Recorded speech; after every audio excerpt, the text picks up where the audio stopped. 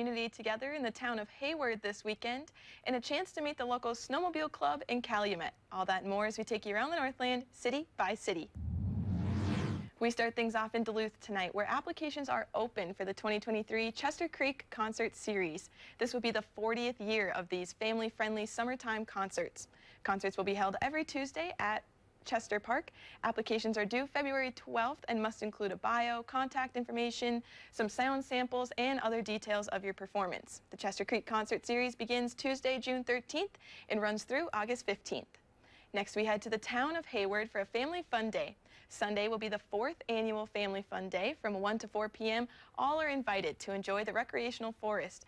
Activities include snowshoeing, cross-country skiing, sledding, and sleigh rides. There will also be a bonfire with free hot chocolate and cookies. The event is free, and the town board will decide tomorrow if the weather is looking to be too cold. And we wrap up in Calumet, Michigan, where the Keweenaw Snowmobile Club is hosting a club event this weekend. All are welcome to a cookout at the Trailside Lodge this Saturday.